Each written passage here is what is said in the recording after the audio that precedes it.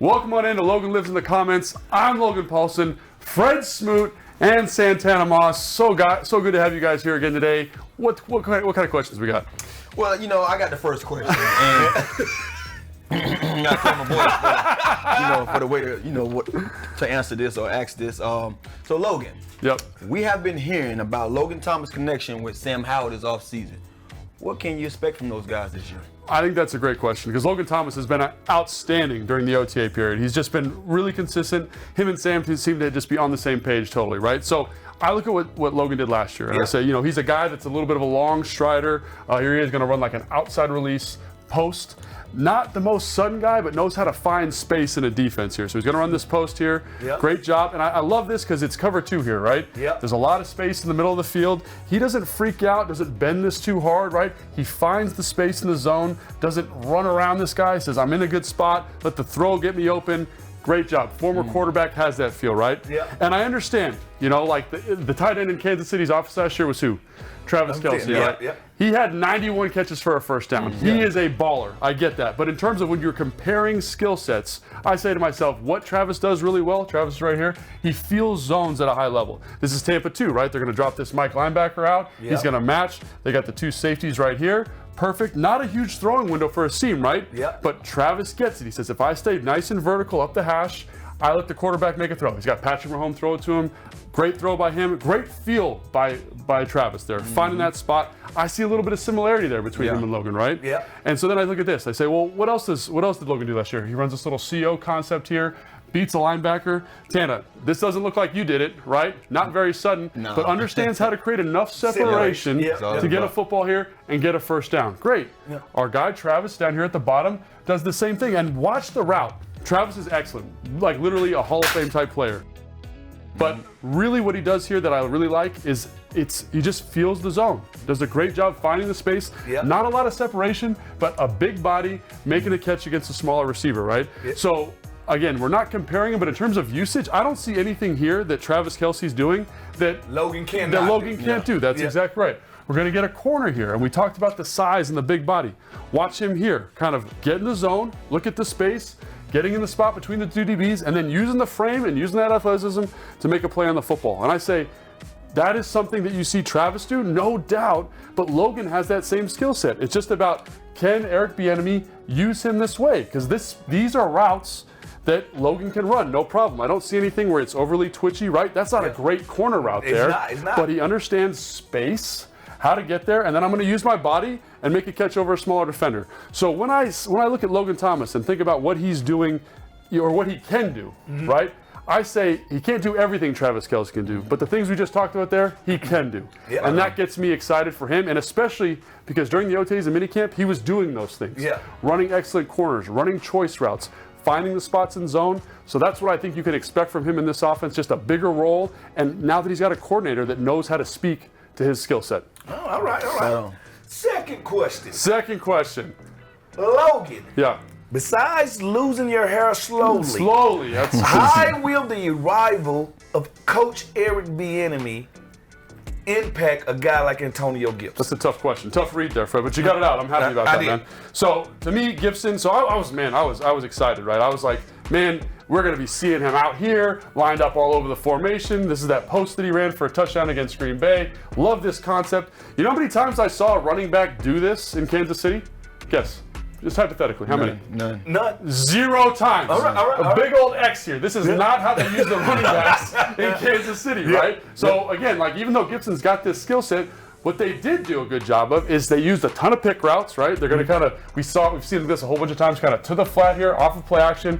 We're going to get a great pick here by Cam Sims right there, and this is how Jerick McKinnon scored 5 of his touchdowns. Yes. Wide open spaces off of pick plays in the red zone.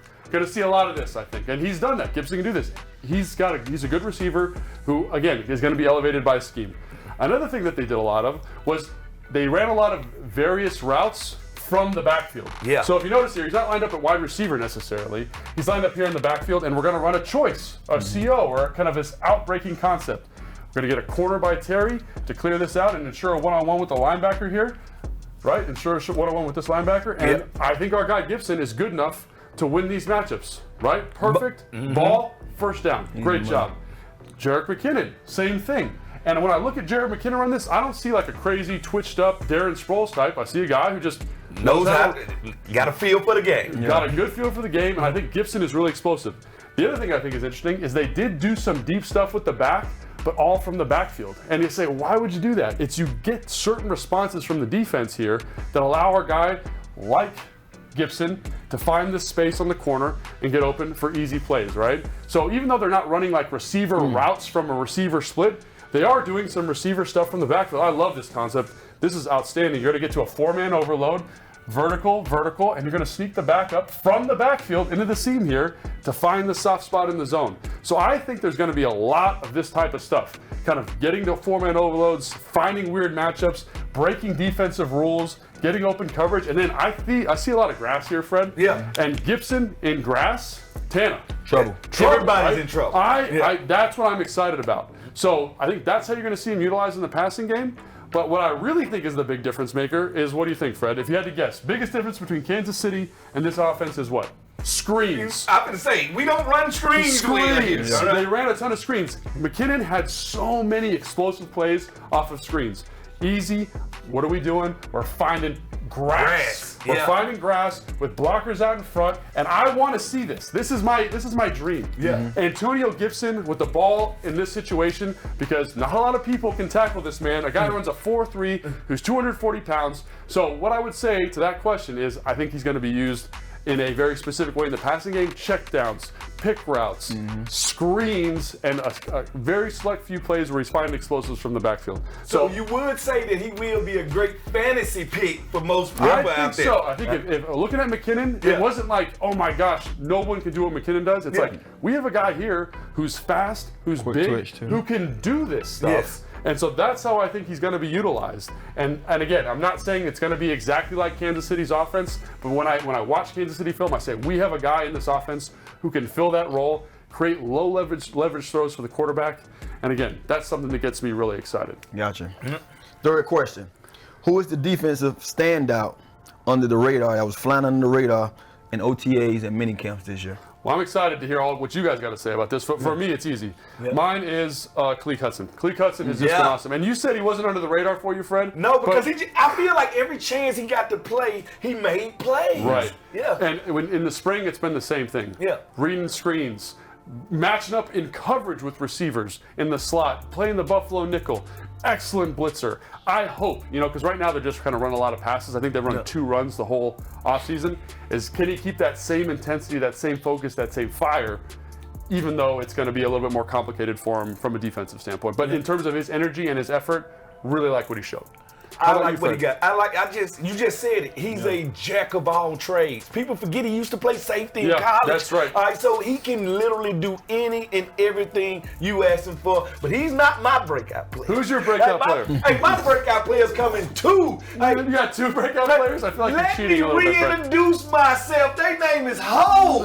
You understand me? My 2 guys. Get up here, Fred. Come on. Get up here. My 2 guys are going to remind us of how great they are. Because we forget how great Cam Curl is. All right? And we forget about the beast from the East.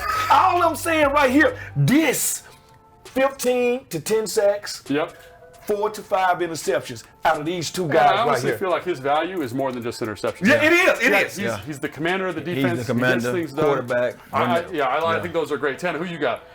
My guy would be Quan Martin. Quan Martin? Young buck, young buck. Oh, there he is. He's in the practice jersey still. Not even a game yet. Yeah, he don't even get his name on the jersey. I think one of the things that stood out just from, reading up on some of the things I've heard, just how he's already been fitting in with some of the starting groups, playing outside, inside, deep. You know what I mean? You understood coming in that we can probably count on him to do that. Just coming from the Lovie Smith, caliber defense. Some of the guys that were drafted alongside of him out of his same, backfield, secondary or whatever. But for him to come into mini camps and OTAs already to have the praises from some of his peers and trending well going into training camp. Yeah, that's the guy to me. I think just his feel in minicamp has been outstanding. Like the way he matches concepts, communicates. He's playing like a veteran. And he looks like he belongs. Absolutely. And that's what you want to see from the young guys. Absolutely. And Anna, do you have that other thing we got? I put out the bat signal the other day. I was like, hey, Fred, he said that he's much faster than a 4.48. Yeah. So I called the scouting department here. The scouting department here. Oh my God! You called me a liar. You said I besmirch you, or whatever the hell you said to me, right? No, but I'm just saying. I want to say this to you. Jesus rebukes you. You the devil. You are the devil, man. Rebuke you in the name of Jesus. So I got in this piece of paper your 40 time as dictated by the NFL. And just so we know what's going on here, I was in the hallway walking out of this thing, and Fred was like, man, I ran a 4.35. I'm so fast, whatever, blah, blah, blah. Yeah. Do you want to change your answer now, Fred? No. I stand by what I said. Just know, on this piece of paper, your 40, as given to us by the San Francisco 49ers, run on AstroTurf, is a 4.44 40-yard dash. And I'm not a math major. You're pretty fast, but I'm not a fast Hey, listen to me. Everything you two done did to me, I already did to you. Fred, you did it to yourself. You lied to us and said, man, I was fast. Hey, listen. And Fred said, which is closer? Is it closer to a 4.48 or is it closer to a 4.3? It's closer to the 4.3, ain't it? No, it's closer to 4.48. 4.5. No, hey, listen to me. We know you ran a 5.240. I'm unbothered by that. I'm unbothered by that. But hey, guys, thank you so much for all the questions. Let's keep them coming. Let's see if we can get some more dirt on Fred while we're at it. This has been a great segment for us. Really big vote of confidence. Thanks so much. Make sure you tune in next week. Oh my God. This is terrible.